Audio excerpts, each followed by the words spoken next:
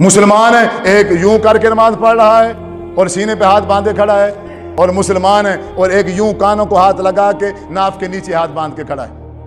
مسلمان ہے ایک یوں کر رہا ہے اور ہاتھ بھی نہیں باندھتا، ایسے ہاتھ چھوڑ کے کھڑا ہے، ہاتھ چھوڑ کے کھڑا ہے، اور ان تینوں کا نبی ایک ہے،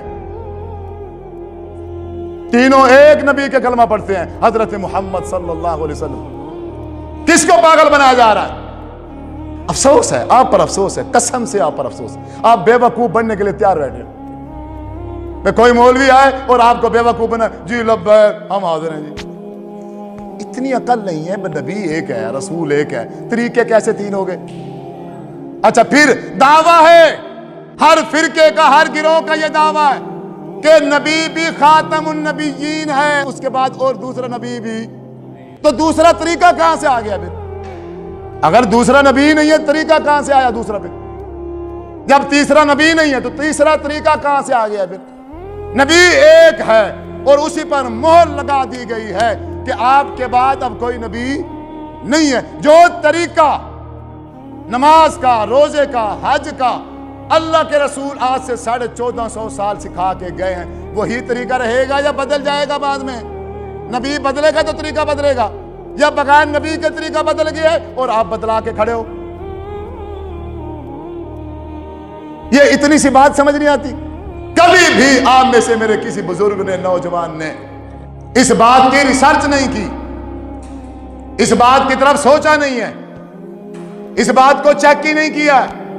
اہل حدیث کے گھر میں پیدا ہوا بچہ اہل حدیث ہے، اہل دیوبند کے گھر میں بچہ پیدا ہوا وہ دیوبندی ہے، اہل سنت والوں کے ہاں پیدا ہو گیا وہ سنی ہے، اہل تشیع کے گھر میں پیدا ہو گیا تو وہ شیعہ۔ تو مرزائیوں کے گھر میں جو پیدا ہوتے ہیں وہ مرزائی، عیسائیوں کے گھر میں جو پیدا ہوتے ہیں وہ عیسائی، یہودیوں کے گھر میں جو پیدا ہوتے ہیں وہ یہودی۔ تو تم نے کون سا تیر مار رکھا ہے پھر؟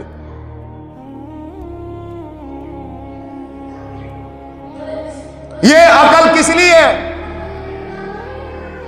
اللہ تعالیٰ نے شعور دیا ہے، دماغ دیا ہے، کس کے لیے؟ دماغ اور شعور دینے کے ساتھ ساتھ آسمان سے کتاب بھی اتار کے بھیج دی ہے۔ آخر نبی حضرت محمد صلی اللہ علیہ وسلم کو بھی مبعوث فرما دیا ہے۔ ہٹ جاؤ ان مولویوں کے پیچھے سے، ہٹ جاؤ۔ زندگی کے آخری لمحے تک میں یہ بات کروں گا، کوئی جان کی پرواہ نہیں ہے، اس دل میں ایمان ہے بس۔ اب ایمان اور جان کوئی برابری نہیں ہے، ایمان کو زندہ رکھیں گے انشاءاللہ میرے رب نے چاہا، کوئی پسند کرے نہ کرے، کوئی بلائے یا نہ بلائے۔ روزی روٹی کا مالک کون ہے؟ اللہ کی ذمہ داری ہے، اللہ روزی بھی دے گا، اللہ گھر بھی دے گا۔ اللہ نے سورۃ ہود میں فرمایا ہے، اے انسان جب تم مر جائے گا تیری قبر کی ذمہ داری بھی میری ہے۔ کچھ نہیں چاہیے مجھے، ایمان مل جائے اس کے علاوہ کچھ نہیں چاہیے۔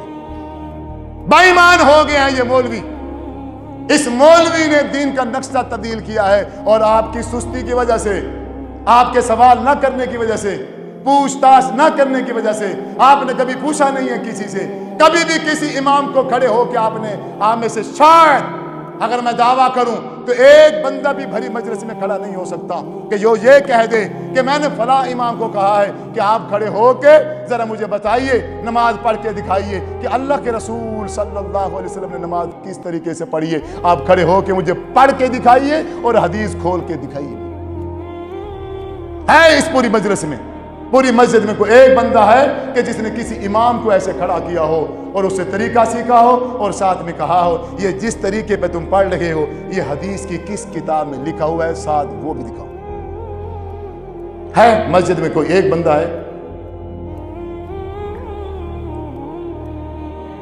دیکھو تعداد دیکھو، بندہ ایک بھی نہیں کھڑا ہوا۔ تو بریلوی بنو گے، پھر دیوبندی بنو گے، شیعہ بنو گے، اہل حدیث بنو گے، مرزائی بنو گے، تمہارا تو پتہ نہیں ہے، تم یہودی بھی بن جاؤ گے، عیسائی بھی بن جاؤ گے۔ اگر تم باہر کنٹری میں چلے جاؤ، جو ہماری حالت اور پوزیشن ہے، اگر ہم باہر والی کنٹری میں چلے جائیں، اگر وہ تھوڑا سا ہمارے اوپر دھیان دیں، تھوڑی سی ہمارے اوپر توجہ کریں، تو ہمارا تو کوئی پتہ نہیں، ہم عیسائی بھی بن جائیں گے۔ جب ایمان نہیں ہے دل کے اندر، جو مرضی بنا لو، کیا فرق ہونے والا ہے؟ یا صرف اس ایمان کا لیول لگا ہوگا تو پھر فرق بنے گا؟ کیا خوبصورت بات کہی تھی میرے نبی نے، میری امت میں ایک وقت آئے گا کہ مسلمان میں اور کافر میں کوئی فرق نہیں ہوگا۔ مسلمان اور کافر ایسے ہوں گے جیسے پاؤں کے دو جوتے ہوتے ہیں، شکل بھی ایک جیسی، سائز بھی ایک جیسا، صرف فرق کیا ہے؟ یہ دایاں ہے اور یہ بایاں ہے، اس کا نام یہودی ہوگا اور اس کا نام مسلمان ہوگا، کرتوت دونوں کے، نہ ایمان ادھر ہے نہ ایمان ادھر۔